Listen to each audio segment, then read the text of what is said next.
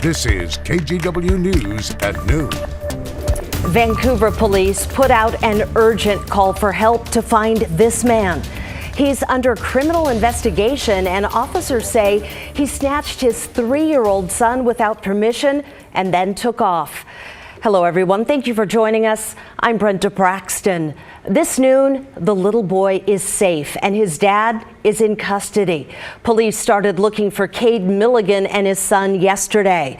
Milligan does not have legal custody. Officers say the boy is back home this afternoon. At this time, police aren't releasing any other information. They also haven't said if Milligan will face charges or what else he's being investigated for. Now to the arrest of a grocery store worker who Portland police are calling a serial assaulter. Catherine Cook talked to a woman who was attacked. She says she was leaving a yoga class when a stranger slashed her with a knife. A warning, some of the details here are graphic. Police say all 4 attacks happened in this neighborhood near Southeast 10th and Belmont. In fact, court documents say the suspect worked right here at this market of choice. His name is Christopher Lucchini. Here's his mugshot. Police believe there may be other victims out there who haven't stepped forward yet. They hope they do. So does one victim we met. I don't know, I'm pretty traumatized in the situation. I'm just scared, like I'm always looking over my shoulder. Tooney's shoulder is now a constant reminder of what happened 2 weeks ago. It was the night of January 30th. Tooney says she and a friend were leaving a yoga class near Southeast 8th and Morrison when a man approached her from behind. And he tapped me on the shoulder from behind, and then he just, I think the knife was inside of his sleeve, so he just kind of cut me down the shoulder. Police later identified the man as 27-year-old Christopher Lucchini. And it felt like 5 seconds that we were just staring at each other, and then he just starts walking away, and then that's when I start screaming. I'm like, oh my God, you just cut me. Police say it was one of 4 similar attacks carried out between January 12th and February 7th, all in this neighborhood, all against women, and 3 resulting in knife injuries like Tooney's. Court documents show investigators found multiple surveillance videos confirming that Lucchini was their suspect. Then, on Tuesday night, police arrested Lucchini at the Market of Choice.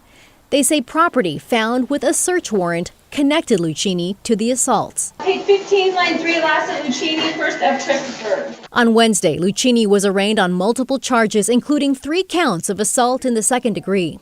In court, a prosecutor read statements from 2 of the victims, including one woman who says Lucchini cut her arm. I stopped going out at all, as every person who walks by me has the potential to hurt me. I have to sleep with a nightlight, and my door now open to stop the anxiety attacks at night. Scars, emotional and physical, Tooney can relate to. I just hope that he doesn't do this to anybody else, and I hope he stays behind there because I'm scared for my safety. In Southeast Portland, Catherine Cook, KGW News. Multnomah County and Street Roots released their annual report on the number of homeless people who've died here. This is their 11th report, and it shows the highest number of deaths since they started counting. Here's a closer look at the numbers. 193 homeless people died in 2021. Meth played a role in 93 of those cases. Fentanyl was responsible for 36. In all, 80% of the deaths were not from natural causes. And I am still going to hold out hope that we are making changes and moving forward in a way that provides better so that people aren't dying in their 40s from things that can be prevented. 2021 was also the deadliest year when it came to homicides among the homeless. That number jumped from 8 in 2020 to 18 in 2021. With many of these deaths related to opioids, some big news out of 2 FDA panels. They recommend that naloxone be widely available over the counter. Naloxone reverses the effects of an opioid overdose. It also goes by the brand name Narcan. Experts say naloxone is safe and effective with little potential for abuse. The panel's recommendations will go to the full FDA, which should make a final decision by the end of March. Portland's homeless are reacting to news that the city will no longer hand out tarps and tents because they're a fire danger. This fire at a camp under the Morrison Bridge really does illustrate the problem. Portland Fire says it's been called out to more than 1,000 similar situations over the last 2 years. The numbers show the homeless make up more than 30% of all those killed by fire in Portland. We spoke to one man living on the street who says he does whatever he can to stay warm. Campfires, the burn barrels and everything like that, and layers like an onion. I'd like to see him freaking come out here and do that. Try to survive without no tarp. Commissioner Rene Gonzalez says the pause on tents and tarps is only temporary.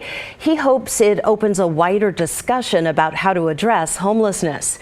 In the meantime, he says warming centers can skirt the fire code and let in more people if the weather gets colder. Now to an update on what's known as the Greater Idaho Movement. It's a push to expand Idaho's border to include some of the more conservative counties in Oregon.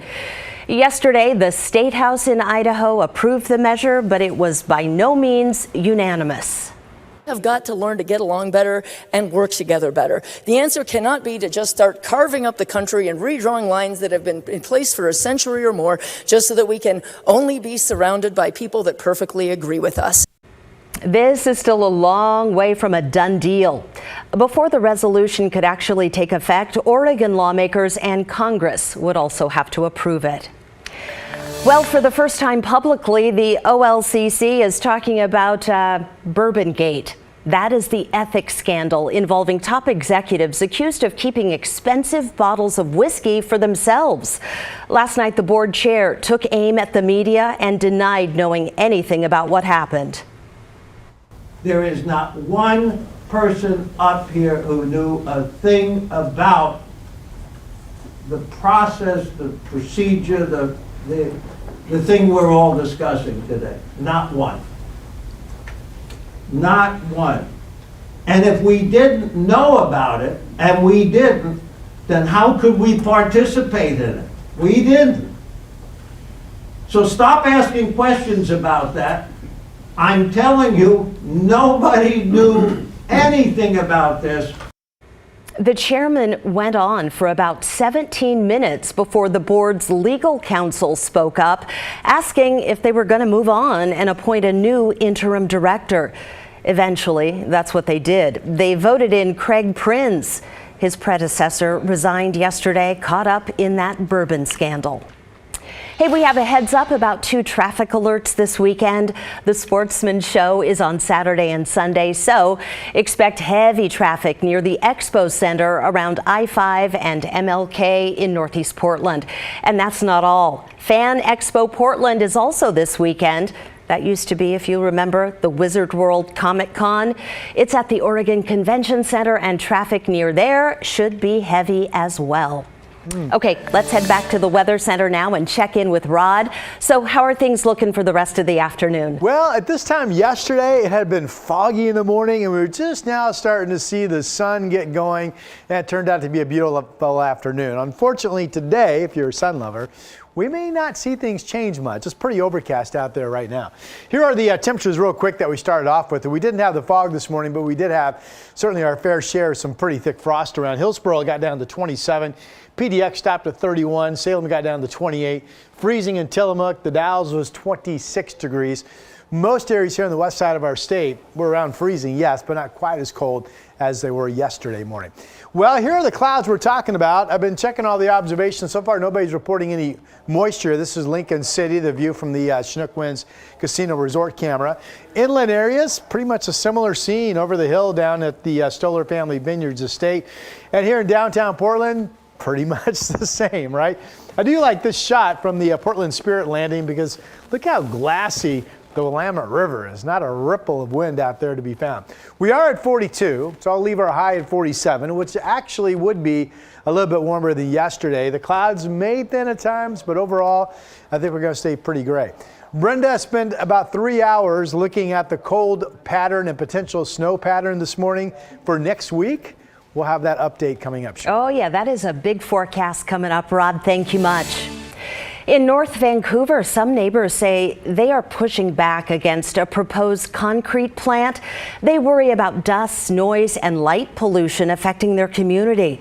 The plant would be located at the corner of Northeast 101st and 72nd. Residents voiced their opposition to the Clark County Council and the Battleground School Board since the proposed site isn't far from two schools. A registered respiratory therapist testified last night.